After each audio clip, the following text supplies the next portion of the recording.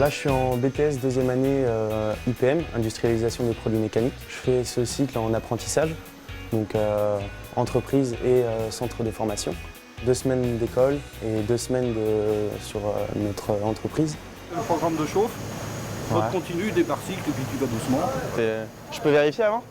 Ce que je savais déjà au début, c'est que je ne voulais pas continuer sur du général, sur vraiment un cycle continu, tout le temps à l'école, sur les bancs de l'école. Et je voulais faire quelque chose de manuel.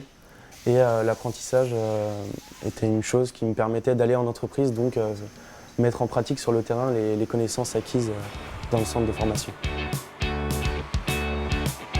Après mon CAP menuiserie, ne trouvant pas de travail, j'ai décidé de faire autre chose. Donc, mon père travaille dans la métallurgie et donc j'ai pu faire un stage dans son entreprise et j'ai découvert la soudure, la chaudronnerie et puis c'est parti.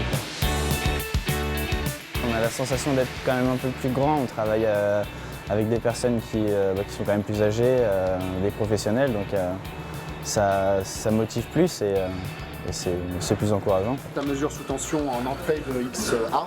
Ce que font les bacs normaux, nous on fait ça en moins de temps qu'eux, moitié moins de temps. Donc pour l'école c'est un peu plus difficile.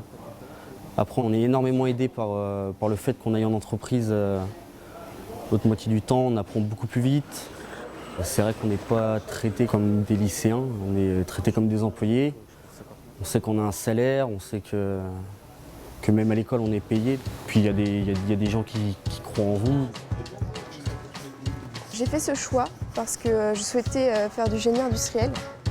Toute ma famille a fait un cursus continu. Donc j'ai été un peu la première à décider de faire un apprentissage, à casser les codes et essayer quelque chose de nouveau. L'apprentissage, je pense que à l'image de l'Allemagne, c'est quelque chose de nécessaire.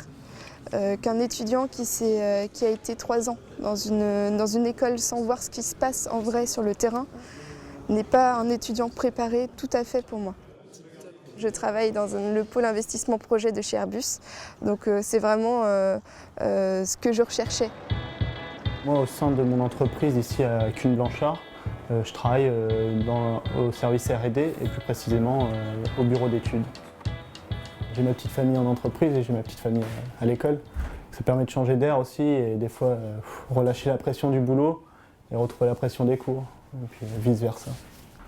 On a une entreprise, un groupe, un chef qui nous demande des rendus tous les jours.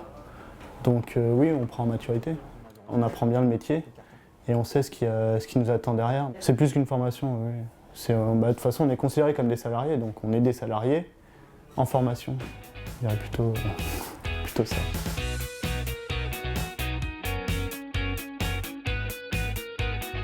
Au départ, je pensais que je m'arrêterais au CAP ou au bac et puis maintenant ça me donne quand même envie d'approfondir un peu plus. Je me suis rendu compte que c'est toujours mieux, quand on est bien dans sa filière, bien dans son métier, d'aller chercher plus haut, quoi. Continuer à progresser et prendre du galon. Pourquoi pas finir responsable d'un bureau d'études. Avec l'apprentissage, en tout cas, je vois des milliers de possibilités pour mon avenir. À 19 ans, 20 ans, quand je vais avoir fini le BTS, je vais avoir déjà 5 ans d'ancienneté dans une entreprise. Là, je m'en fais pas trop. Une fois que j'aurai terminé les études, je m'en fais pas trop pour trouver un travail.